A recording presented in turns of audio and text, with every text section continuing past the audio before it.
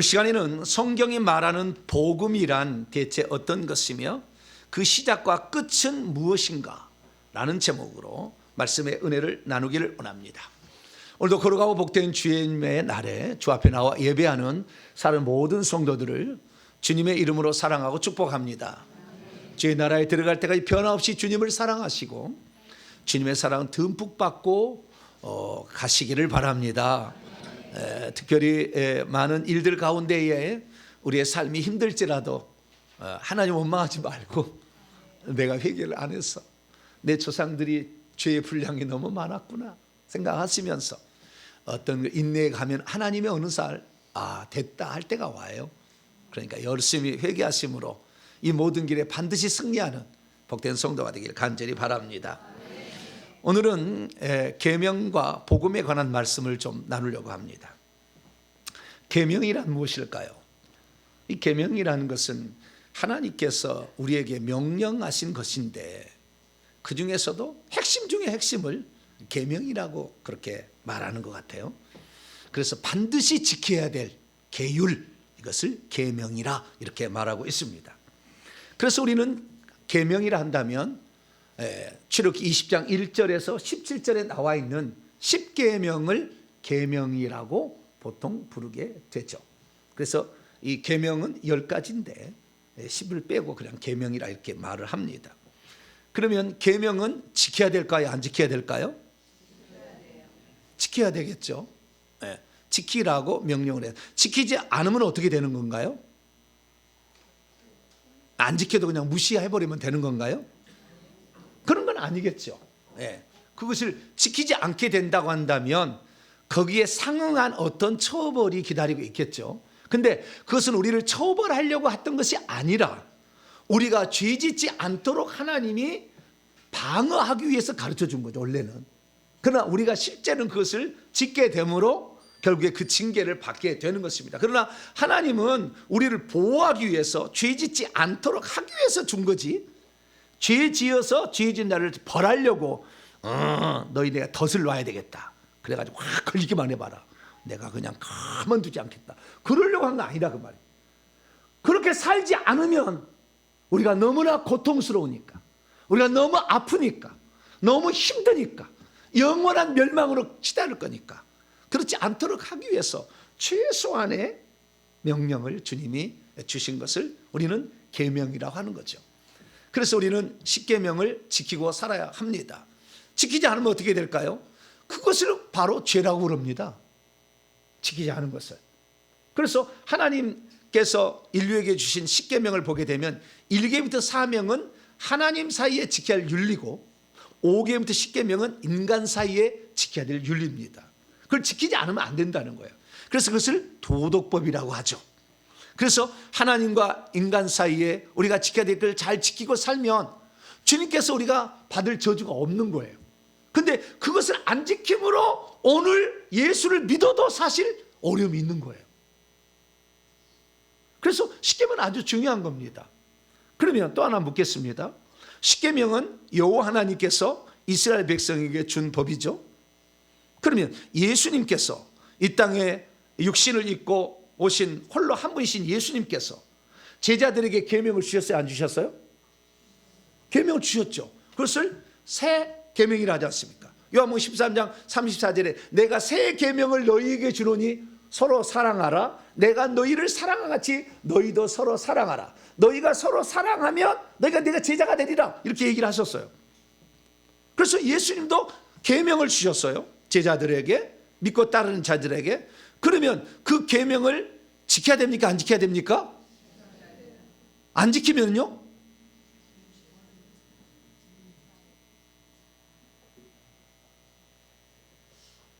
오늘날 그리스도인들에게 물어보면 새 계명을 안 지키면 어떻게 됩니까? 물어보지도 않지만 물어본다면 뭐라고 대답합니까? 뭐 안 지켜도 우리가 10계명 안 지켜도 이제는 예수 믿어서 우린 다 용서를 받아서 과거, 현재, 미래 다 용서를 받았기 때문에 10계명 안 지켜도 그렇게 문제될 거 아니고 왜? 예수님 다 용서해 줬으니까. 착각이죠. 두 번째 더 나아가서는 새 계명이야 안 지킨다고 죽인다고 하겠습니까? 그냥 사는 거지 이렇게 생각하고 새 계명을 지키지 않은 것이 죄가 된다는 사실을 생각지 않고 있다는 것을 여러분 혹시 아십니까? 왜 여호와 하나님이 주신 계명은 지켜야 되고 안 지키면 죄가 되지만 아들로 오신 예수께서 우리에게 주신 계명은 안 지켜도 죄가 안 되는 겁니까? 누가 그렇게 한 거죠? 누가 그런 법을 만든 거죠? 그렇게 하라고? 괜찮다고? 우리는 오늘 우리가 예수 그리스도를 믿으면서 많은 것을 지금 착각하고 있는 거죠. 알고 있으나 덜 알고 있는 거죠. 그래서 결국에 우리가 신약시대에 태어나서 쉽게 말해서 복음의 시대에 태어나서 우리가 은총을 받은 시대에 태어났지만 그러나 실제적으로 우리가 천국에 갈 때는 구약성도 못지않게 천국에 못 들어간다고 말이에요. 그래서 우리 자신의 신앙을 다시 한번 점검해 봐야 돼요. 복음을 믿는 것이 우리가 신앙의 완성인가? 나를 천국에 들어가게 해주는 것인가? 복음을 믿었다는 모든 것으로 다른 죄를 짓는 것에 대해서는 그냥 하나님이 퉁쳐서 없애주시는 것인가? 우리는 생각해 봐야 됩니다. 그래서 우리가 율법, 구약의 율법과 신약의 복음의 관계를 통하여 복음이 대체 무엇이었는지를 정확히 정의 한번 내려보고 그 다음에 그 복음이 우리에게 진정 요구하는 것을 우리가 순종치 않게 될 때 어떻게 되는 것인가? 복음의 시작은 뭐였으며 복음의 마침은 무엇이었는가? 이것을 통하여 내가 지금 올바르게 신앙생활하고 있는 건지 내가 죽을 때 정말 세우삼성에 온전히 쏙 들어갈 수 있는 사람으로 준비되고 있는지를 다시 한번 점검함으로 여러분들의 신앙생활이 헛된 신앙생활이 아니라 주님 앞에 섰을 때 인정을 받을 뿐만 아니라 세우삼성에 쏙 들어가게 하는 신앙생활을 감당하기를 간절히 축원합니다. 오늘 본 말씀은 어떤 말씀입니까? 바울이 복음 전함을 부끄러워하지 않는데 그 이유는 복음이 유대인이든지 이방인이든지 모든 믿는 자들을 구원으로 이끄는 하나님의 능력이 된다라고 했다는 말씀입니다. 우리는 이 말씀을 많이 들었을 것입니다. 저도 이 조직신학에 있어서 가장 중요한 구원론의 문제를 우리는 이 로마서를 통해서 공부를 했었고 또한 그렇게 하는 것이 기본입니다. 그래서 우리가 신약에 공부를 한다면 구원론 하면 로마서를 공부를 하는 거예요. 하나님의 경륜하면 에베소서를 공부하고 기독론 하면 골로새서를 공부를 하죠. 교회는 하면 또 에베소서를 공부하고 부활을 하면 고린도전서를 얘기하고 이런 식으로 우리가 어떤 그 중요한 맥락들을 우리가 살피고 있는데 로마서는 구원론의 책이라 이렇게 얘기합니다. 그리고 심지어 어떤 사람은 구원론에 대한 완벽한 책이라고 얘기를 합니다.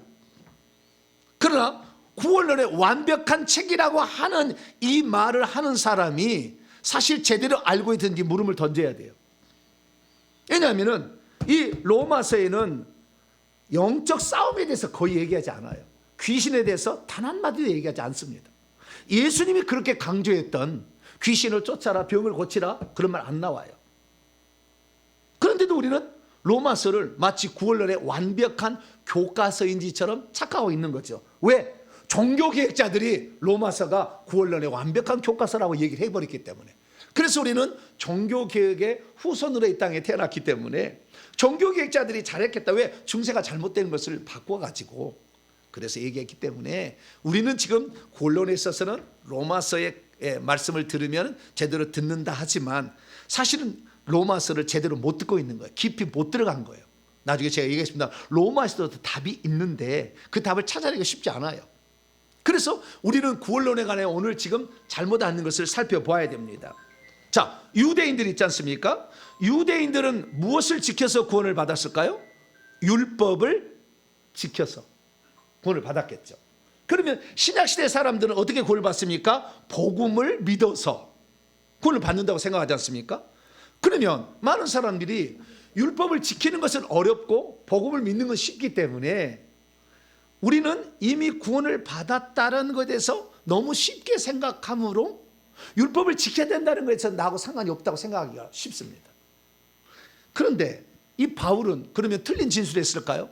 복음은 모든 믿는 자에게 구원을 주시는 하나님의 능력이 된다는 말은 틀린 진술일까요? 분명히 이것도 맞을 건데 그러면 우리가 대체 무엇을 놓치고 있어서 실제적으로 구원을 받지 못하는 상태에 들어가게 되는 것일까요? 이방인들은 이 복음을 들어서 믿음으로 구원을 받는다고 했지만 종교개혁자들의 후손은 무엇을 지금 착각하고 있고 잘못 알아들어서 구원에서 탈락하고 있는 것일까요? 우리는 오늘 본 말씀을 통하여 로마서 전체를 한번 점검함으로 복음이 진짜 어떻게 정의 내려져야 되는지를 정확히 알고 그 복음에서 내가 무엇이 지금 빠져 있는 것인가, 그것을 찾아냄으로 말미암아 여러분의 구원이 온전한 구원이 될 수 있기를 축원합니다.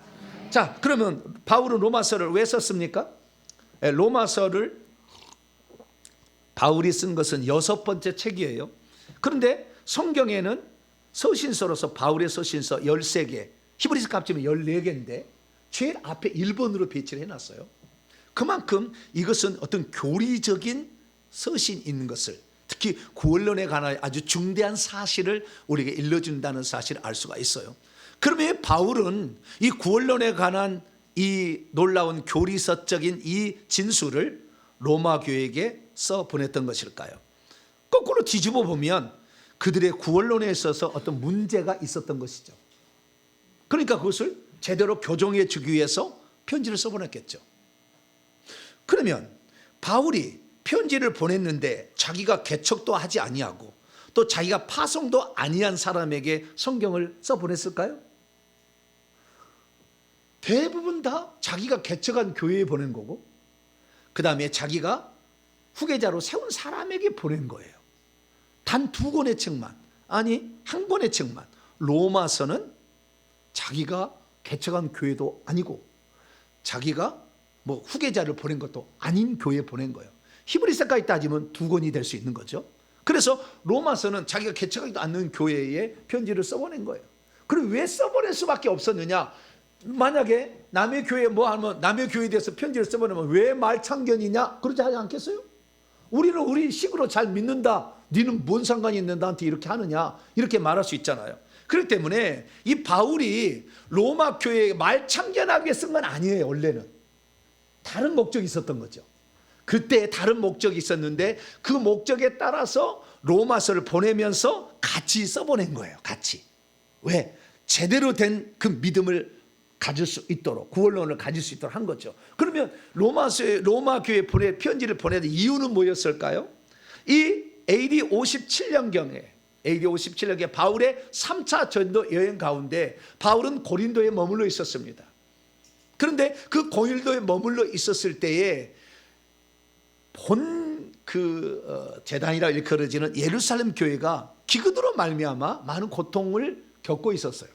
그래서 바울은 우리에게 원래 복음을 전해줬던 예루살렘 교회에 부조를 보내기 위하여 빌립보 교회부터 그 다음에 아가야에 있는 고린도 교회까지 우리가 헌금을 좀 합시다. 우리가 원래 좋은 것을 복음을 받아들였으니 우리의 물질적으로 나누는 것이 좋지 않겠습니까?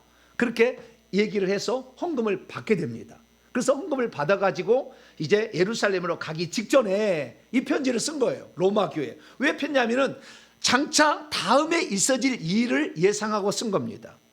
바울은 주 예수 그리스도부터 복음을 받아가지고 이 복음이 땅끝까지 증언돼야 한다는 사실을 알고 있었어요. 그런데 바울은 처음에는 소아시아 지역, 오늘날로 말하면 터키죠. 이 띠르키에라는 요 지역에만 복음을 전하고 있었어요. 그런데 2차 전도여행 때 이 유럽인이 나타나서 마게도니아에 나타나서 우리를 도우라 하는 바람에 하나님은 더 먼 곳으로 가야 한다는 걸 알았는데 가서 보니까 로마는 유럽의 절반도 어떻게 안 돼요. 저쪽에 더 있어요, 나라가. 왜? 대서양까지 가려면 스페인, 포르투갈까지 가야 되거든. 근데 자기가 안 갔다는 사실을 알게 되고 그래서 나중에 땅끝까지 복음을 증언하려면 저 스페인, 우리 로마서 15장에는 서바나라고 돼 있어요.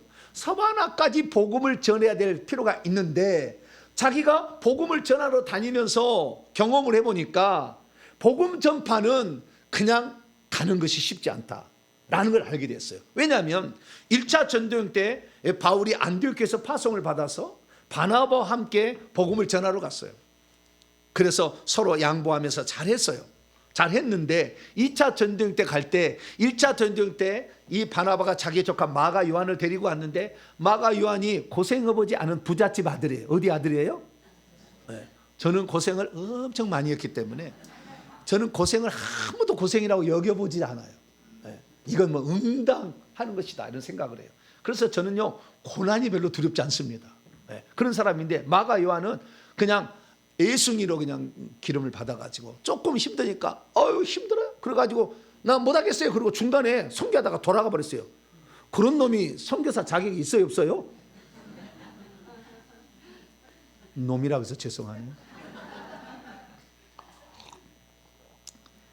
그래서 1차 전쟁 갔다 온 다음에 2차 전쟁을 가는데 마가 요한을 또 데려갑시다 그런 거예요. 조카니까. 바나바가 자기 조카니까. 그래서 안 됩니다. 뭐 얘들 장난도 아니고 힘들면 안 하고 네? 기분 좋으면 하고 그런 것을 바로요 평신도라고 그러는 것이고요. 주의 종임은 하기 싫어도 해야 돼요. 그래서 여러분들이 주의 종이 되면은요 어떻게 된다고요? 하기 싫어도 해야 돼요. 그래서 선교사는 하고 싶으면 하고 안 하고 싶으면 안 하는 건가요? 아니죠. 거기는 목숨 걸고 해야 되는 건데 그리고 2차 전쟁 때 간다니까 절대 안 된다. 또 가다가 중간에 가면은요 김 빠집니다. 안 됩니다. 그런 거예요. 그런데 바나바가 애들이잖아요.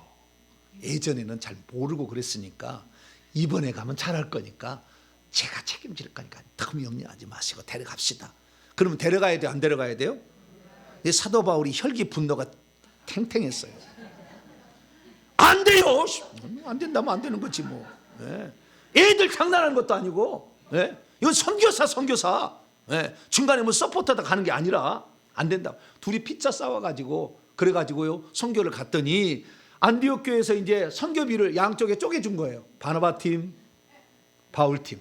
바나바는 마가 데리고 구브로로 가고 이 바울은 신라를 택해가지고 저 소아시아 지역으로 이렇게 가게 된 거예요. 그러다 보니까 선교비를 갔는데 선교비가 중간에 떨어져 버렸어요. 선교를 하다가 그래가지고 이 빌립보에 가가지고 선교비 떨어져 있는데 마침 그래도 루디아라는 자주장사가 자기의 좀 선교비를 지원해 줬어요. 그래서 간신히 목구멍 타작을 하다가 데살로니가 내려와서 아가야로 내려가서 고린도에 갈 때 완전히 떨어져 버렸어요. 두세 번 보내줬는데 그것도 떨어져 버린 거예요. 그래가지고 이제는 알바를 해야 돼요. 뭘 해야 돼요? 알바를 해야 돼요. 그래서 유대인들은 어려서부터 교육을 하나를 받는데 두 가지를 합니다. 반드시 율법 교육 말고요. 하나는 악기를 다루는 걸 하나를 하고 또 하나는 직업을 하나를 갖는 거예요. 어디 가서라도 그 직업을 가질 수 있도록. 그래서 직업을 했는데 텐트 만드는 기술을 배웠어요. 그래가지고 고린도에 가서 취직을 했는데 그 텐트 만드는 공장의 주인이 브리스길라 아굴라였어요. 공장 주인이. 그래가지고 거기서 아르바이트를 하는데 이 공장 주인이 딱 보니까 유대인 같거든. 온 게. 보니까 유대인이야 진짜. 오 나도 유대인 당신도 유대인. 그리고 보는데 말을 해보니까 말이 영 달라. 왜? 말하는 것이 보통이 아니야. 오 저분은 그냥이 아니구나. 나는 저분을 도우라고 하나님이 이곳에 지금 보냈구나. 금방 깨달아버렸어. 브리스길라 아굴라가 금방 깨달았어. 오 당신은 여기서 알바할 게 아니라 복음을 전파하러 하나님 보낸 그릇인데 여기서 그러면 안 됩니다. 내가 돈을 지원해 줄 테니까 복음만을 전하시오. 잘했어요 못했어요? 할렐루야. 잘했다는 사람도 헌금을 다 내셔야 돼 이제. 그래가지고 바울이 알았다고 복음을 증언하게 되고 에베소에 가서 갈 때 따라와. 근데 에베소에도 공장이 또 하나 있었어요. 그래서 에베소까지 와서 바울을 지원해 줬어요. 그런데 이 바울이 이제 고린도에 있다가 3차 전쟁 때 있다가 중간에 이제 브리스길라고 그러는 이 피난 나와 있었어요. 사실은 왜 피난 나왔냐면 원래는 로마 사람이에요. 이 브리스길라는 아굴라는 유대인이었는데 글라우디오 황제가 로마 황제가 유대인들 추방령을 내려가지고 어쩔 수 없이 간다고 하는데 브리스길라가 자기 남편을 따라서 나도 그러면 가겠다고 나온 거예요. 그래서 임시로 고린도와 에베소에 가서 공장을 둘러보고 있는 중에 바울을 만난 거죠. 그러다가 글라우디 황제가 죽었어요. 네로 황제로 이어졌어요. 그러다 다시 그 추방령이 해제됐습니다. 그러다 브리스 아굴라가 로마로 다시 돌아갑니다. 그러니까 사실 로마 교회에 세웠다고 아마 추정되는 인물이 브리스길라 아굴라였던 것 같아요. 그러니까 바울은 로마 교회에 대해서 그 누구보다도 잘할 수 있었어요. 왜? 최소 3년 이상 브리스가 아굴라가 같이 선교생활을 했기 때문에. 그래서 잘 들고 있었는데 이제 브리스가 아굴라가 자신의 이제 추방령이 끝났기 때문에 로마로 돌아서 로마 교회에 있다는 사실을 알고 그 브리스가 아굴라 앞으로 편지를 보낸 거예요. 이게 로마서예요. 그런데 로마는 브리스가 아굴라만 로마의 교인이 아니었어요. 당시에 모든 교회는 이런 큰 건물에서 생활한 게 아니라 각 집에서 다 교회를 하고 뭉쳐서 이렇게 하기도 했다 그 말이에요. 그래서 브리스가 아굴라도 로마 교회의 한 일부였어요. 그러나 이 로마서에 지대한 영향을 끼치고 있는 존재는 분명합니다. 다 찾아보면. 그래서 브리스가 아굴라에게 편지를 쓰는 거예요. 로마서를 쓰는 거죠. 예, 브리스가 아굴라 부모님, 내가 장차 주의 뜻대로 이 로마까지만 복음을 전한 게 아니라 서바나까지 복음을 전해야 되는데 이미 로마는 내가 전도하지 않았지만 이 복음을 듣고 흩어진 디아스포라 유대인들이 가서 로마 교회를 세웠는데 보통 유대인이었던 사람이 세운 거예요. 그래서 그 유대인들은 이 율법을 지켜야 구원을 받는다는 생각에 빠져 있어요. 로마 교회는 대부분. 그래서 이 믿어야 구원을 받는다고 써버릴 이유가 있었던 거죠. 그래서 이 로마 교회에 이 편지를 보내면서 부탁을 한 거지. 로마서 15장에 나와요. 1장과 15장에 나오는데 내가 복음을 증언하는데 저 서바나까지 증언을 해야 되가느니 전도비가 떨어졌더니 너무 힘듭디다. 그러니 로마 교회가 나를 지원해서 선교비를 지원해 준다면 제가 땅끝까지 복음을 증언할 수 있으니 선교비를 좀 지원해 주시오 라고 편지를 쓴 게 로마서예요. 그래서 이제 로마서를 보내는데 로마의 성도들의 형편을 누구보다도 잘 알고 있었던 바울은 그들의 구원론이 율법의 행위를 통해서 구원을 얻고자 하는 사상이 아직 그리스도 안에 들어왔는데도 남아있다는 사실을 알고 율법의 행위로 구원을 받는 것이 아니라 믿음으로 구원을 받는다는 복음의 진수를 설명해 주려고 이 편지를 덤으로 더 쓴 거죠. 그래서 자기가 전했다고 한다면 그 정확히 알려줬을 텐데 자기가 전하지 않는 복음을 듣고 로마 교회가 생겼기 때문에 로마 교회를 구원론을 바로 잡으면서 뿐만 아니라 나에게 선교비를 지원하다 부탁하려고 이걸 쓴 거예요. 그러면서 앞부분에다가 구원론 얘기를 하고 뒷부분에 자기 할 말을 쓴 거예요. 그래서 앞부분을 얘기를 잘 보니까 딱 두 가지예요. 로마서 1장 18절부터 8장까지는 개인 구원론에 관한 이야기고 9장부터 11장까지는 민족 구원론에 관한 얘기를 쓰고 있어요. 그래서 1장부터 9장까지 나오는 개인 구원론에 또 민족 구원론의 핵심 포인트를 하나를 딱 잡으라 그러면 로마서 1장 16절입니다. 자, 여러분 같이 다시 한번 읽어보죠. 자, 로마서 여러분 성경책을 보세요. 개역 개정판은 있습니다. 시작. 내가 복음을 부끄러워하지 아니하노니 이 복음은 모든 믿는 자에게 구원을 주시는 하나님의 능력이 됨이라. 먼저는 유대인에게요 그리고 헬라인에게로다. 여기서 바울은 뭐라고 얘기하느냐, 원문을 보니까 왜냐하면 내가 복음을 창피하지 않습니다. 왜냐하면 자기는 원래 유대인으로서 아주 자긍심이 강한 사람이잖아요. 그런데 복음을 부끄러워하지, 예수님을 믿는 이 어떤 복음을 부끄러워하지 않습니다. 창피하지 않습니다. 왜냐하면 이것을 믿고 있는 자들이 구원 안으로 들어가는 능력을 주기 때문입니다 라고 얘기를 합니다. 그래서 이 복음을 듣고 믿는 자들은 구원 안으로 들어가게 되고, 그래서 먼저는 유대인들에게 이 복음을 먼저 증언하게 되고, 이스라엘 집에 잃어버린 양, 그 다음에 모든 민족으로 복음을 전하시고, 그 다음에 헬라인 이방인들에게 복음이 증거될 겁니다 라는 것을 바울은 로마서의 서론에서 얘기를 해놓고 있습니다. 믿음이 있어도 복음이 무엇인지를 모르면 복음을 듣고도 구원받지 못합니다. 믿음이 있어도 복음이 무엇인지를 잘 모르면 그것을 믿을 때 자신 속에서 어떤 일이 일어난지를 잘 모릅니다. 믿음이 있어도 복음이 무엇인지를 잘 모르면 복음이 가지고 있는 능력이 믿는 자들에게 무엇을 가져다 주는지 구체적인 실체를 잘 모릅니다. 믿음이 있어도 복음이 어떻게 나타나게 되었는지를 잘 모르면 율법은 나쁜 것이요 복음은 좋은 것이라는 착각 속에 빠지게 됩니다. 믿음이 있어도 복음이 어떻게 나타나졌는지를 잘 모르면 율법은 버려야 할 것이요 복음만을 붙들면 된다라는 생각 속에 빠질 수가 있습니다. 믿음이 있어도 복음이 어떻게 주어졌는지를 잘 모르면 율법과 복음은 원래 하나였다는 사실을 깨닫지 못합니다. 믿음이 있어도 율법과 복음이 어떻게 주어진지를 모르면 율법은 행함에서 출발하여 믿음으로 끝나는 거지만 복음은 믿음에서 출발해서 행함으로 끝난다는 사실을 잘 모릅니다. 믿음이 있어도 복음이 어떻게 주어지는지 잘 모르면 복음을 들어서 믿음 안에 구원 안으로 여정에 들어왔어도 그것이 완성이 믿음으로 끝나지 않는다는 것을 잘 모릅니다. 믿음이 있어도 복음이 어떻게 주어지는지 잘 모르면 믿음만 가졌으면 자기는 구원을 받은 것이라고 착각하고 그 다음 위에 있어질 일들에 대해서 간과해버린 채 무시하다가 구원에서 탈락되고 말 수도 있습니다. 믿음이 있어도 복음이 어떻게 주어지는지 잘 모르면 믿음이 있으면 나의 구원은 이미 끝났다고 안일하게 생각하다가 죽는 날 생명책에서 이름이 지어지므로 구약 성도들이 구원받지 못하는 것이나 신약 성도가 되었음에도 구원받지 못하는 것과 동일한 상태에 머무르게 됩니다. 믿음이 있어도 복음이 무엇인지를 잘 모르면 자신은 믿음을 가지고 있어 구원받는다고 말하겠지만 알맹이가 빠진 껍데기만 붙잡고 있다가 쭉정이 되어서 불타는 지옥에 던져줄 수도 있습니다.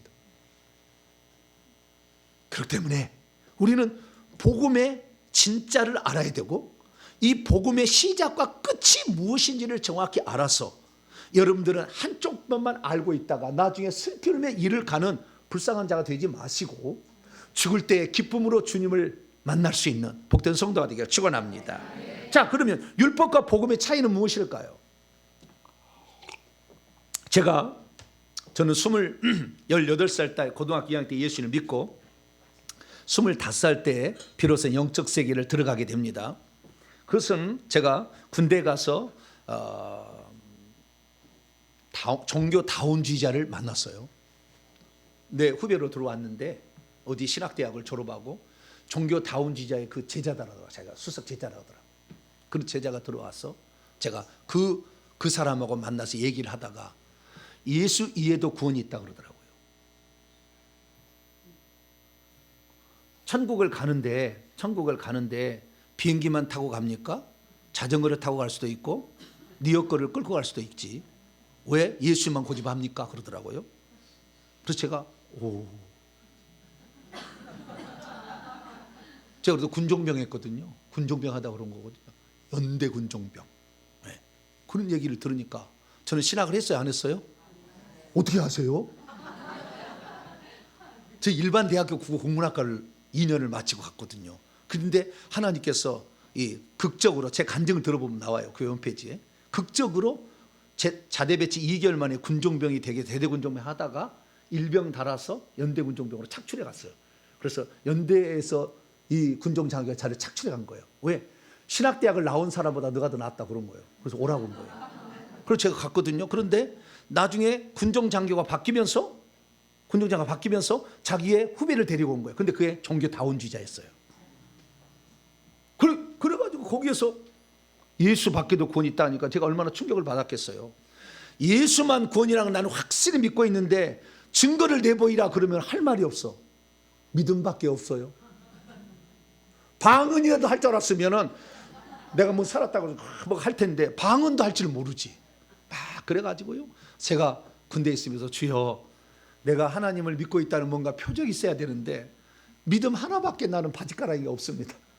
그러니 내가 제대를 해서 나가게 되면은 하나님이 살아계시다는 것을 봐라! 예수만 구원이라는 걸 봐라! 이렇게 말해줄 수 있는 뭔가 한 가지가 있어야 되지 않겠습니까? 그리고 제가 제대하기 5개월부터 기도를 한 거예요. 하나님, 내가 나가기만 하면 하나님의 살아계심이 내가 증언할 수 있는 표적을 내가 좀 얻어야 되겠습니다. 그래도 군대를 제대했는데 제가 모교회를 갔더니 전단지가 나왔어요. 그 전단지가 귀신이 쫓겨나고 방언을 말하고 뭐 이런 내용이에요. 됐다, 여기다. 그래가지고 제가 가가지고 거기서 공부를 했는데 나중에 보니까 그분이 이초성 목사님이었어요. 그때 당시에 한국 예루살렘 교회 그런 거였어요. 그때는 아직 이단이 될 때는 아니에요. 네, 그분이 잘못된 게 많아요. 엄청 잘못된 게 많아요. 근데 어쨌든 그때 당시에는 그랬어요. 그래가지고 그때 하면서 제가 이 양반이 어디 원류가 뭔지를 내가 연구를 또 해봤지 않았어요. 그랬더니 김기동 배려하더라고. 이분이 김기동 배려의 제자였어요. 그래서 그러면 김기동 베레아 원료를 배워야 되겠다 해가지고 목사님께 부탁을 해가지고 베레아 책을 싹 제가 찼어요. 싹 사가지고 공부를 했는데 베레아 책에서 엄청나게 중요하게 여기에 뭐냐면 율법과 복음을 분리하는 거예요. 율법은 정죄하는 법이고 복음은 용서하는 법이다. 이렇게 얘기를 하는 거예요. 그리고 우리는 율법을 안 지켜도 되고 복음을 붙잡으면 된다 이런 거예요. 그래서 제가 그 이분법 사고에 그 공부를 제가 모르잖아요. 내가 신학을 안 했잖아요. 그때 당시는. 지금이야 모든 걸 깨뜨리고 있지만 그때는 그렇지 않았잖아요. 그래서 율법은 나쁜 것, 복음은 좋은 것. 뭐라고요? 네, 율법은 우리를 정죄해서 지옥하게 만들어 버리니까 나쁜 것이고, 복음은 예수 그리스도를 믿어서 천국 가는 거니까 좋은 것이다. 항상 이 생각에 머물러 있어가지고 율법을 볼 때 이런 건 안 봐도 되는데 이런 것이 그런 거나 복음만 나는 알면 되는데 막 이런 생각을 내가 했던 것이죠. 그래서 제가요 복음에 대해서 제대로 몰랐던 거예요, 초창기에.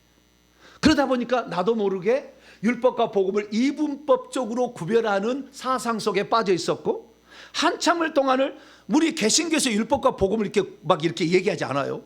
그런데 베레아는 엄청 깊게 들어가는 부분이 있거든요. 그래서 그걸 통해서 이게 율법과 복음을 내가 알아야 성경을 알겠구나 이런 생각에 이제 빠지게 된 거죠. 초창기니까. 그러다가 하나님께서는 항상 어떤 데 들어가면은 거기에 공부를 하게 해서 틀린 것을 알게 하셔요.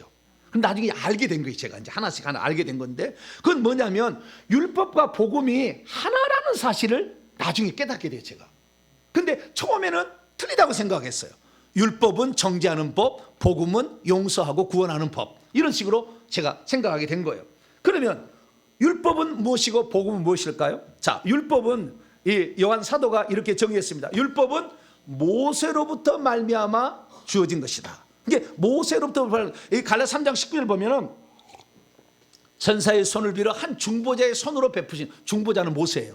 그 중보자의 손으로 우리에게 주어진 것이다. 그래서 율법이라는 것은 모세가 하는 말인데 이 한 말을 5권의 성경으로 기록해 놨어요. 그것을 토라라고 합니다. 창세기, 출애굽기, 레위기, 민수기, 신명기, 이것을 토라, 율법, 변치 않는 하나님의 말씀 그런 거죠. 그래서 이 토라라고 하는데요, 이 율법 구분을 예수님도 그대로 인용을 하십니다. 그러니까 예수님도 구약 성경을 구분할 때 3가지로 구분했어요. 누가복음 24장 44절에 모세의 율법과 선지자의 글들과 시편들에 가리켜 기록된 모든 것이 성취되어야 하리라 한 나의 말들이 이것이라. 그래서 모세의 율법이라는 것을 예수님도 인정하셨음을 알 수 있어요. 그래서 우리는 이 율법이라는 것은 모세가 썼던 5권의 성경책이다 이렇게 아시면 돼요. 그런데 그 율법책이 이것을 우리는 율법이라 한다면 복음은 무엇일까요? 오늘 본 말씀, 이 복음은 모든 믿는 자에게 구원 주시는 하나님의 능력이라. 이 복음이라 했을 때는 이미 얘기한 거죠, 앞에서.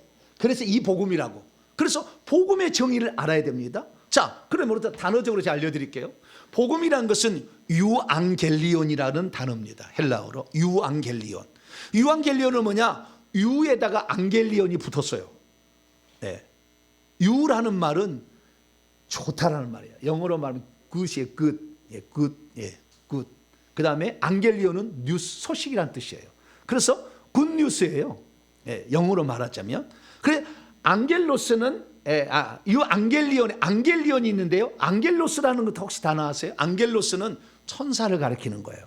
그럼 천사는 안겔로에서 엔젤이 나온 건데, 안겔로스라는 말은 천사란 말이 아니고 원래는 말씀을 전달하는 사역자를 지칭하는 거예요.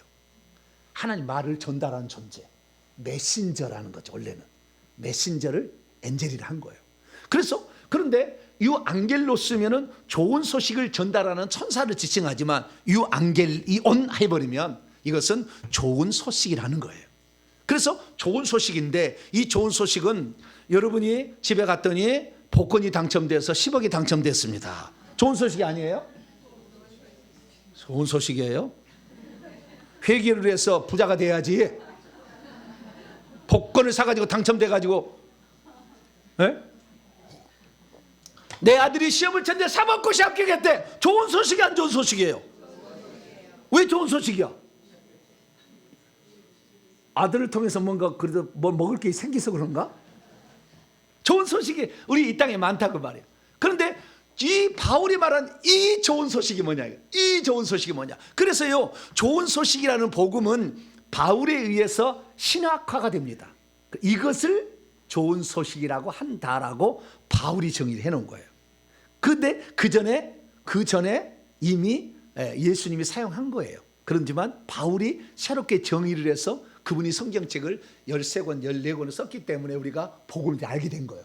그러면 이 좋은 소식이니까 앞에 있겠죠. 그래서 로마서 1장 1절에서 4절에 복음을 정확히 뭐라고 정의를 딱 해놨어요. 자, 로마서 1장 1절에서 4절. 로마서 1장 1절에서 4절.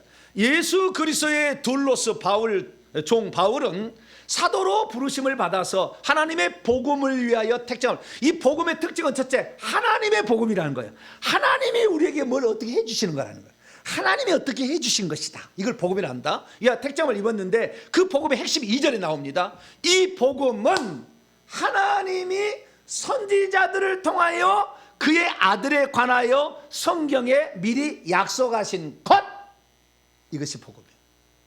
자, 그러면 하나님이 선지자들, 아브라함도 선지자고 모세도 선지자예요. 그래서 이 선지자라는 것은 율법과 선지자를 다 포함하는 개념입니다. 이 복음은 하나님이 선지자들을 통하여, 구약의 하나님의 종들을 통하여 그의 아들에 관하여 성경에 미리 약속하신 것이에요. 자, 그러면 이 복음은 빼고 하나님이 율법과 선지자들을 통하여 그의 아들에 관하여 성경에 미리 약속하신 것을 뭐라고 합니까? 율법이라고 하죠. 선지자라고 하죠. 선지서라고. 그러니까 이 해설을 한마디로 줄이면 이 복음은 율법이다. 그런데 예전에 베레아는 뭐라고 가르쳤다고요? 율법은 정죄하는 법이고 나쁜 법이고 복음은 용서하는 법이니까 좋은 법이다 가르쳤는데 그게 아니라 같다. 바울이 이렇게 정의한 거예요. 같다. 그래서 예수 그리스도께서 뭐라고 했냐? 요한 5장 39절에 너희가 성경에서 영생을 얻는 줄 생각하고 성경을 연구하거니와 이 성경이 구약 성경이 곧 내게 대하여 증언한 거다. 그래서 구약은 그리스도에 대해서 증언한 거라고요. 그리스도가. 그래서 율법은 그리스도가 심판주로 오신다. 의식법은 예수님이 구원자로 오신다. 이 두 가지를 그대로 말한 게 율법이고 그 선지자는 언제 어디에서 누구에게 어떻게 온다. 이것은 이제 구체적으로 선지서에서 얘기를 해놓은 거죠.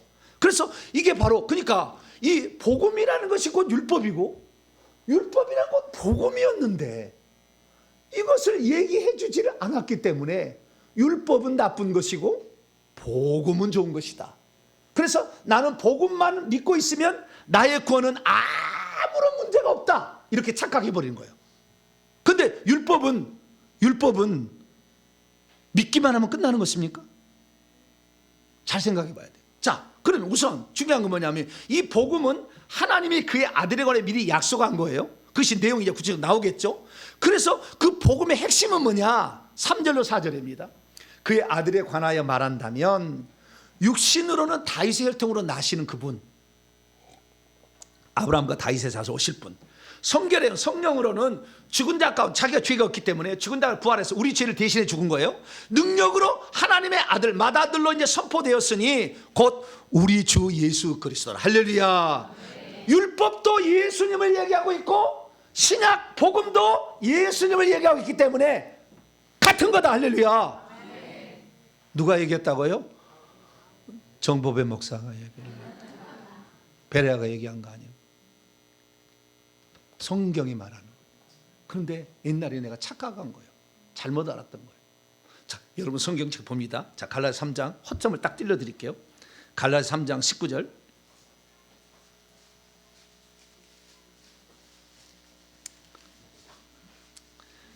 갈라디아 3장 19절 읽습니다. 시작. 그런즉 율법은 무엇이냐? 법을 범함으로 더해진 것이라 천사들을 통하여 한 중보자의 손 모세의 손을 통하여 베푸신 것인데 약속하신 자손이 오시기까지 있을 것이라. 뭐라고요? 약속하신 자손이 오시기까지 있을 것이라. 이 말을 베레아서는 엄청 강조합니다. 그래서 율법은 폐지됐다는 거예요. 천만의 만망의 콩떡입니다. 왜냐하면 율법이라는 것은 두 부분으로 구성되어 있어요. 출애굽기 보게 되면은 출애굽기 20장에는 10계명 도덕법이 나오고 21장부터는 이제 재판법이 나오고 24장까지 25장부터는 성막법이 나와요. 그래서 이 성막법이나 재판법을 전부 의식법이라고 한다면 율법은 도덕법과 의식법으로 구성되어 있었던 거예요. 그러면 폐해진 것은 뭐냐? 약속하신 자손까지 오시기까지 있어야 될 법은 뭐냐? 그것은 의식법이에요. 자, 히브리서 10장 1절. 우리 착각한 거예요. 그걸 다 한꺼번에 퉁쳐서 얘기할 게 아니었어요. 그런데 베레아는 그렇게 잘못 가르친 거예요. 자, 10장 1절입니다. 10장 1절 시작. 율법은 장차 올 좋은 일의 그림자일 뿐이요 참 형상이 아니므로 해마다 늘 드리는 같은 제사로는 나오는 자들을 언제나 온전하게 할 수 없는. 제사법은 의식법이에요.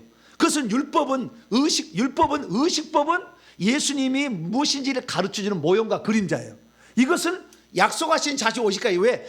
실체가 오니까 모델하우스 있다가 실체가 지어진 모델하우스 없애야지. 마찬가지죠. 의식법. 그래서 할례, 안식일, 절기, 성결, 음식, 제사, 성막, 제사장법 이런 것들은 다 의식법이에요. 이것은 예수님이 누군지를 설명해 주기 위한 모델과 같은 거예요.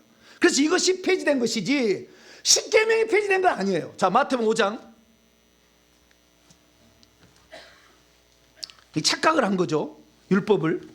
그 나눠서 얘기를 해야 되는데. 자, 마태복음 5장 17절로 18절 같이 읽습니다. 시작. 내가 율법이나 선지자를 폐하러 온 줄로 생각하지 말라. 폐하러 온 것이 아니요 완전하게 하려 함이라. 부족하다는 거죠. 진실은 너희에게 이르노니 천지가 없어지기 전에는 율법의 1.1획도 결코 없어지지 아니하고 다 이루리라. 여기에 율법은 뭐예요? 도덕법을 가리키는 거예요. 십계명을. 십계명법은 오늘날에 예수 믿었다고 안 지키면 죄가 안 되나요? 우상 숭배하면 죄가 안 되나요? 나는 예수 믿으니까 정죄 안 받나요? 많은 사람이 착각하고 있는 거예요. 나는 예수 믿으니까 십계명 안 지켜도 천국 간다. 천지가 없어지기 전까지 안 없어진다. 만약에 그 십계명이 폐지됐다면 한 번 예수 믿으면 영원한 구원인 거예요. 율법이 폐지돼 버렸다면 한 번 구원 영원한 구원이에요. 그러나 우리가 예수 믿고 난 다음에 어떻게 생활하냐에 따라서 주님이 다시 심판하세요. 고린도후서 5장 10절에 그리스도의 심판대 앞에서 우리가 행한 모든 것을 그대로 다시 심판받는다고 그래요. 그래서 우리는 마태복음 18장에 1만 달란트 비유해서 말씀한 것처럼 이 심판은 유보된 거예요. 구원은 유보적 구원인 거예요. 아직 완전한 게 아닌 거예요. 그런데 이 사실을 종교개혁자들이 잘못 해석을 해버렸어요. 그래서 믿음만 있으면 오직 믿으면 구원받는다. 틀린 말은 아니지만 완전한 말이 아니었는데 우리는 쉽게 구원을 받으려고 해서 결국에 우리가 지금 예수님을 믿고 있으나 복음을 잘못 믿고 있는 거예요. 복음이라는 것은 행함까지 가는 거예요. 믿음으로 시작이고. 그런데 이것을 잘 모르는 거죠. 그래서 우리는 율법과 복음에 대해서 잘 이해를 해야 되는데, 자, 그러면 우리가 율법을 믿든 복음을 믿든 궁극적으로 뭘 받기 위해서 하는 거냐면 천국 들어가기 위해서 하는 거라고요. 그래서요, 이 복음에 대해서 사도 바울이 쓴 것을 찬찬히 보게 되면 이 복음은 5가지 특징이 있어요. 첫째, 하나님의 복음. 둘째, 주 예수의 복음. 세 번째, 그리스도의 복음. 네 번째, 구원의 복음. 다섯 번째, 왕국 천국의 복음이에요. 이것을 합쳐보면 하나님께서 주 예수 그리스도를 통하여 우리를 구원하여 천국에 들어가게 해주는 좋은 소식, 이것을 복음이라고 한다. 그런 겁니다. 그래서 그러면 구약에는 그것이 없었느냐? 그러면 구약에는 복음이 없었기 때문에 천국 못 들어요? 아니요. 구약에도 다 천국 들어갔어요. 아브라함, 이삭, 야곱, 모세, 다윗 다 천국 들어갔다니까요. 천국에 들어갈 뿐만 아니라 구약의 성도가요 24장로에 20명이 구약 성도예요. 구약이 무슨 헬인 것이 아니고 헬이다. 약하고 무슨 덜 떨어지는 존재가 아니라니까. 엄청난 존재들이에요. 그걸 잘 몰랐어요. 그러면 구약의 성도들은 어떻게 구원을 받았을까요? 구약의 율법은 이런 겁니다. 행하라, 지키라. 그래서 만약에 지키지 못하면 성막으로 가가지고 너의 죄를 속죄 제물로 바쳐서 죄 용서를 받아서 구원을 받으라. 할렐루야. 이게 구약의 법. 구약도 용서의 법이 성막법이 다 있는 거예요. 무슨 율법은 정죄하는 법이고 용서법이 아니라 이러면 구별이 틀려버린 거예요. 잘못 가르친 거예요. 자, 성경을 우리 먼저 찾아보도록 하겠습니다. 자, 율법을 보게 되면, 자, 율법의 무엇인지, 율법이 뭐가 중요한지, 율법의 핵심이 뭔지 한 율법사가 예수님께 질문한 걸 통해 살펴봅시다. 자, 율법 중에 어느 계명이 제일 큽니까? 물어봤어요, 율법사가. 그랬더니 주님 말합니다. 네 마음을 다하고, 너희가 있어요. 너의 목숨을 다하고 너의 성품 뜻을 다하여 주 너의 하나님을 사랑해라, 이것이다. 뿐만 아니라 이건 크고 첫째 된 계명이요, 둘째도 또 똑같은데 내 이웃을 내 자신과 같이 사랑하라 하셨으니 이 두 계명이 율법과 선자의 강령이라. 다시 말해서 도덕법이라는 이것은 우리를 지키지 않으면은 정죄해서 죽이려고 그런 것이 아니라 하나님을 사랑하라고 주신 법이고 이웃을 사랑하라고 주신 법이라, 그 말이에요. 그런데 우리가 실제로 따져봅시다. 온 마음을 다하고 온 정성을 다하고 네 목숨까지 다 내놔서 하나님을 사랑하시나요? 사랑한다고 하는 사람은 당장 김정은이 앞에 보내려고 해. 김정은이 앞에 그렇게 얘기할지 거기서. 혹시 내가 했으면 바로 보내려고 했는데 아무도 얘기를 안 하네. 바로 김정은이 앞에서 나는 오직 예수 모르자만 사랑. 그 앞에서 하라고 할 거야. 지금 우리나라 좋은 환경에서 립싱크 하는 거니까 뭐 아무 문제가 없으니까 립싱크 하고 있는데, 북한에 가서 립싱크를 하든지 뭘 하든지 좌우지간 그렇게 해서 얘기를 하시라고. 그렇게 할 사람 없어. 그렇게 할 사람 없어. 그 다음에 내 이웃을 사랑하는데 자기의 몸을 아끼듯이 사랑한다. 할 수 있어요, 없어요? 네? 여러분 다 남을 위해서 당신이 다 퍼주셨나요? 없잖아. 내 이웃이 무엇입니까? 네 것을 다 팔아서 가난한 자에게 주고 나를 따르라. 못하겠다고 부자 청년이 가지 않았습니까? 이웃을 사랑하지 못하겠다는 고백을 그런데 그 청년이 뭐라고 물었습니까? 주님, 나는 어려서부터 계명을 잘 지켰습니다. 택도 없는 얘기나 그 얘기잖아요. 그래서 바울은 곰곰이 생각해 봤어요. 하나님을 사랑하고 인간을 사랑하러 주신 계명이 죄를 깨닫게 하는 역할을 하고 있구나. 내가 죄인이라는 것을, 하나님을 제대로 사랑하지 못했다는 것을, 이웃을 제대로 사랑하지 못했다는 것을 깨닫게 하는 법이구나라고 깨닫게 됩니다. 그래서 우리가 결론적으로는 율법이 하나님을 사랑하고 이웃 사랑으로 주었지만 우리가 그대로 살 수 없었기 때문에 결국 죄인 만드는 거죠. 결론적으로 따지자면. 그러나 원래 그건 아니었지만. 그러면 어떻게 될까요? 하나님 그러면은 너 그렇게 하니까 너 대져버려. 뭐라고요? 대져버려라. 이렇게 그러면 내버려둘까? 그렇지 않아요. 우리를 사랑하시기 때문에 그 지키지 못함을 아시고 지키지 못해서 범한 것을 범죄라고 하고 죄라고 하는데 이것을 용서받게 하기 위하여 성막법을 준 거예요. 그래서 너가 지은 죄를 네가 죽으면 천국 못 가니까, 아니 지옥 가고 천국 못 가니까 네 대신 죄를 제물에다 넘겨가지고 그놈을 대신 피 흘려 죽게 해서 제사를 드려라. 그럼 용서해 주마라고 한 거예요. 그러니까 율법에도 용서의 법이 있었던 거죠. 똑같은 거죠. 그러면 믿음의 법은 무엇입니까? 아니 복음은 무엇입니까? 복음은 먼저 믿으라는 거예요. 먼저 믿으라. 왜? 예수 그리스도께서 그 율법을 줬는데 지키지 못해서 사람이 지옥 갈까 봐 대신 의식법을 통해 제사법을 통해서 이 예수님이 오셔서 이렇게 한다는 걸 가르쳐 줬는데 이제 그분이 예수님이 진짜 오셔가지고 자기가 십자가에 죽었으니 그분을 믿으면 너는 정죄 안 받는다. 할렐루야. 이걸 먼저 그래서 예수님을 믿으라.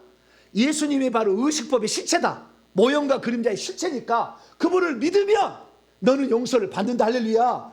그것을 한 거예요. 그러면 구약에 제사 드리는 거하고 예수 믿는 거 어떤 차이가 있느냐? 구약에 제사 드리는 것은 지은 죄마다 계속 제물을 드려야 돼요. 지은 죄마다. 하루에 거짓말을 몇 번 하나요? 한 번만 하나요? 하루는 없다고 칩시다. 한 달은 몇 번 하나요?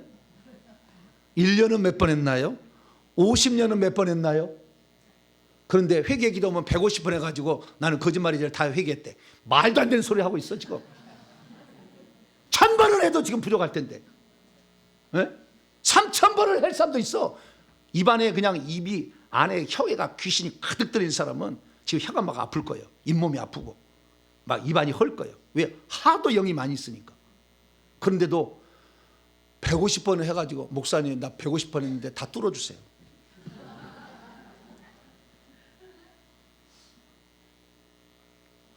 재물을 바쳐도 얼마나 많이 바쳐야 됐겠어요. 그런데 참 감사한 것은 우리 주 예수 그리스도께서는 우리를 위하여 이 땅에 오셨는데 그분이 죽고 끝난 게 아니라 항상 살아계신 분이기 때문에 그 피도 항상 살아있어서 한 번의 제사이지만 영원토록 효력이 있게 해버렸어요. 할렐루야. 그래서 그 효력이 있는데 그 효력이 있게 하려면 주님 뭐라고 했냐면 요한시 1장 9절 너가 너의 죄를 자백하기만 해라. 그러면 계속 십자가 흐르는 피로 너의 죄를 용서해 줄 거다. 그런데 자백 안 하겠다는 거잖아요. 한 번 믿었는데 우리가 구원 받았는데 무슨 죄를 회개해야 정보배 목사 너 이단이다. 이런 사람이 꽉 찼어. 제가 회개하라는 하니까. 예수 그리스도께서 우리를 위하여 온 인류의 십자가에 죽으셨으면 분명하고 강같이 흐르는 피가 있지만 그것이 내 속에 들어와서 악한 영을 내보내려면 천국에 있는 행위책에 내 행위들을 쉽게 하려면 자백을 해야 돼요. 그래서 우리가 자백하는 회개를 지금 하고 있는 줄 믿으시기 바랍니다. 그래서 우리가요 그러면은 우리가 예수 그리스도를 믿어서 예수를 믿음으로 말미암아 우리 죄가 용서받다 할지라도 자백함으로 저주는 끝날 것이고 용서가 되지만 주님이 거기서 끝나지는 않았어요. 죄 용서를 하신 다음에 이분이 십자가에서 와서 공생의 3년 반 동안 생애를 끝나시고 그대로 이제 믿기만 하면 끝이다 그렇게 얘기한 적이 아니라는 거예요. 믿음은 시작이라고 그런 거예요. 그럼 뭐냐? 그 다음에는 너희가 내가 너희를 사랑해서 너희의 죄를 위해서 대신 죽었으니 너희들도 내가 너에게 행한 것처럼 너희들도 서로 사랑해야 된다. 할렐루야. 사랑하라고 다시 말한 거예요. 이것은 구약의 10계명의 뭐요? 하나님 사랑, 이웃 사랑을 하나로 합친 거하고 똑같은 거잖아요. 그러니까 구약은 행하라 믿으라 했다면은 신약은 믿으라 행하라 이거 순서만 바뀐 거예요. 똑같은 것인데 율법은 나쁜 거, 복음은 좋은 거. 그리고 복음을 우리가 믿고 있다고 유대인들과 똑같이 착각한 겁니다. 자, 제가 설명해 드릴게요. 잘 들어서 보세요. 유대인들은 십계명을 지켜야 돼요? 안 지켜야 돼요? 지켜야 돼요. 근데 이 지키는 것은 소홀했어요. 지키는 건 소홀했어요. 이 지키는 소홀해가지고 마음으로 이미 호박씨 까고 있었어요. 다. 그래서 주님께서는 간음의 문제는 속으로 간음한 것도 이미 간음한 거다 해서 그들의 정체를 폭로합니다. 어쨌든 십계명을 그들은 형식적으로 지키고 있었어요. 대신 무엇을 더 중요하게 붙잡았느냐? 의식법이에요. 나는 할례를 받았다. 나는 안식일을 지킨다. 그래서 나는 유대인이다. 나는 아브라함의 자손이다. 나는 아브라함의 복을 받을 거다. 그렇게 형식으로 하고 있었어요. 왜 그렇게 하고 있었느냐? 죄를 지으면 그 죄 때문에 하나님이 오셔서 죽어야 된다는 그 가슴 아픈 사연은 빼버리고 죄 지으면 양 하나 바치면 되지 뭐. 나 죄 져서 또 뭐 하나 바치면 되지. 이런 식으로 해가지고 실제적으로 이 제사도 무시를 하실 뿐만 아니라 자기가 의식법인 할례와 안식일을 지킴으로 나는 의롭다고 생각한 거예요. 그러니까 주님 보실 때 너는 속마음은 완전히 쓰레기처럼 완전히 나쁜 마음을 지니면서 겉으로만 의인 척한다. 나는 그것을 봐줄 수 있을 것 같느냐? 주님이 그런 거예요.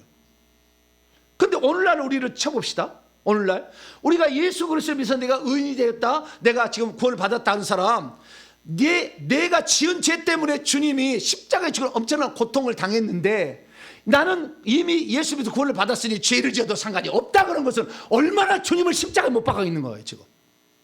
그런데 내가 예수를 믿어 구원을 받는다는 이 생각이 빠져 있는 것은 유대인들이 나는 할례 받았다, 나는 안식일 지키는 나는 의인이다 똑같은 게 뭐가 차이가 있냐 그 말이에요. 우리도 똑같은 거지.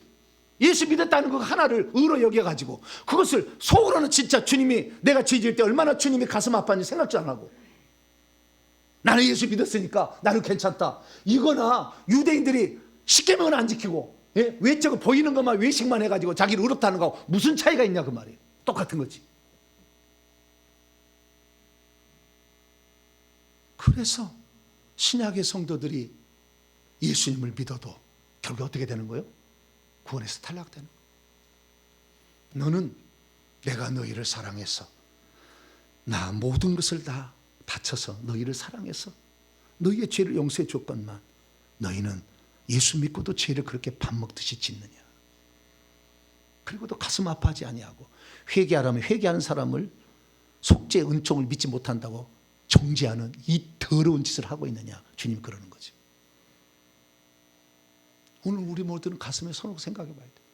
예수 믿는 것이 모든 게 다 덮어주는 그런 것입니까? 주님은 분명히 얘기했었어요. 내가 너희를 사랑해서 죽어서 너희의 죄를 위해서 죽었으니까 이제 너희도 서로 사랑하라. 이웃을 사랑하라고 주님 말씀하신 거예요. 이웃을 사랑이 무엇입니까? 구약시대는 야곱을 치면은 자기 가족을 사랑하는 거예요. 아브라함, 이삭, 야곱은 창세기는 가족 사랑하는 거예요. 그래서 가족이 천국 가도록 하는데 야곱은 자기 12아들이 천국 못 가니까 그들도 상속자가 되게 간절히 기도했다고 한다면 출애굽기에 넘어가서는 자기 민족 사랑하는 거예요. 12지파 그 사람들 구원해 달라는 거예요. 그러나 예수님은 이스라엘 민족에게 그런 특권을 주었지만 그들은 외식하는 자로 변했다. 자기 땅에 오며 자기 백성지 영접지 아니하고 그 메시아로 구원 얻을 자로 진짜 속죄제물로 오신 예수님을 죽여버리잖아요. 예? 대제사장으로 그분을 죽여버리고 나를 벗어났다. 그래서 이제 유대인들만 구원받는 것을 나는 해지한다. 땅 끝까지. 그래서 모든 민족, 마태복음 28장 20절, 모든 민족을 제자 삼아서 그들도 구원받게 하라. 너희들은 만민에게 복음을 전파하라. 할렐루야. 그렇게 바꾸신 줄 믿으시기 바랍니다. 그래서 구약 시대에 그 하나님 사랑, 이웃 사랑, 이웃 사랑이란 것은 뭐냐면 자기 가족 사랑, 자기 민족 사랑인데 이방인까지 다 사랑하는 것이 신약 시대의 거예요. 그러면 그 이웃이 무엇입니까? 구약에는 가난한 자였어요. 가난한 자. 객과 고아와 가부. 그런데 예수님은 신약 시대에 와서 뭐라고 했느냐? 마귀에게 눌린 자들이 가난한 것이다. 그래서 누가복음 더 생략하고요. 누가복음 우리가 더 들어갑시다. 누가복음 4장 17절 19절 말씀 보면 주의 성령이 내게 내려오셨는데 뭐하느냐? 가난한 자에게 복음을 전하려고 유앙겔리조하게 하려고 내게 기름을 부으셨는데 포로된 자에게는 자유로 눈먼 자에게는 다시 보게 함을 억눌 자에게는 자유케 함. 이게 마귀에 눌린 모든 자를 자유케 해주는 거예요. 우리가 이웃을 사랑한다는 거, 좀 밥을 먹여주는 거 그것도 좋습니다. 그러나 그것은 아니에요. 오병이어의 기적으로 사람이 따라오다 예수님 도망가 버렸어요. 나를 밥 먹여주는 자로 온 줄 아느냐? 나는 하늘의 생명의 떡을 주러 온 자지. 그런 거예요. 물론 가난한 자를 돌보는 것은 좋은 일이에요. 그러나 그건 구약적이에요. 신약은 마귀에 눌려서 고통받는 자를 이웃이라고 한 거예요. 그게 강도 만난 자인 거예요. 마귀가 얻어 터져가지고 오늘도 죽어가고 있잖아 지금. 그 자를 건져내주는 거예요. 할렐루야. 그래서 신약시대 영적 싸움을 하는 자를 이웃의 자격이 있다고 얘기한 거예요. 이웃사랑이 무엇입니까? 오늘도 귀신에게 시달려 고통받는 자를 건져주는 거예요. 할렐루야. 그들을 내버려두는 것은 이웃사랑하는 게 아니에요. 그러면 우리는 구원받은 자답게 살지 않기 때문에 주님께서는 나중에 우리를 쳐내시는 거예요. 나만 구원받으라고 주님이 회개 천국복음을 알게 했었나요? 우리는 이 복음을 오늘도 모르는 자들에게 전해야 될 줄로 믿습니다. 모르잖아 사실을 다. 그래서 그들도 너도 하나님께서 구원받으라고 하셨다라는 사실을 전해줌으로 그 전해주는 일을 해서 그들을 건져내면서 그들을 사랑하고 건져내기 위해서 마음 열기 하여 바나나도 하나 더 사가고 그렇잖아요. 바나나도 하나 살 때 더 사서 세대 이거 먹어봐. 뭐 하려고? 복음 전해주려고. 마귀에 눌린 그들을 건져서 천국 보내기 위해서. 그래서 그렇게 하신다면 하나님께서 여러분들은 똑같다. 이제 그 천국에 들어가는 이 율법과 복음이 완성점에 똑같다는 거예요. 그래서 오늘날 그리스도인의 결론입니다. 복음의 시작은 너무나 중요하게 여겼으나 복음의 끝은 사랑으로 끝내야 된다는 사실을 잊어버림으로 새 계명을 주셨음에도 그걸 안 지킬 죄악시 여기시 아니함으로 결국에 그게 정죄받아서 지옥 가는 거예요. 우리는 구약의 율법 세대 거기만 잘못됐다 또는 뭐 거기만 틀렸다 이렇게 말할 게 아니라 우리 자신도 똑같이 구약의 율법 외식하는 자가 되고 있지 않습니까? 나는 믿었으니 나는 구원받는다. 택도 없는 이야기입니다. 우리 자신을 다시 점검해서 저와 여러분은 주님께서 보실 때에 너는 내 사랑을 받은다답게 살았고 다른 사람을 살려주기 위해서 노력했으니 너는 내 나라에 들어오라 라는 그런 사람이 될 수 있게 되기를 간절히 바랍니다. 거룩하신 하나님 감사합니다. 하나님이 나사렛 예수에게 성령과 능력을 기름 붓듯 하신 것은 두루 다니시며 좋은 일을 행하실 뿐만 아니라 마귀에 눌린 모든 자를 고치시려 함이었다는 베드로의 설교처럼 오늘 우리 형제 자매가 귀신에게 뱀들에게 시달려 고통받을 때 그들을 건져내는 일, 이것이 바로 이웃을 사랑하는 일이요 우리가 구원받은 자로서 그 위에 해야 될 일임을 믿고 그걸 실천하여 우리도 반드시 천국에 들어가고 다른 사람도 천국에 들어가게 함으로 이기는 자가 되게 하여 주시옵소서. 우리 주 예수 그리스도의 이름으로 기도하옵나이다.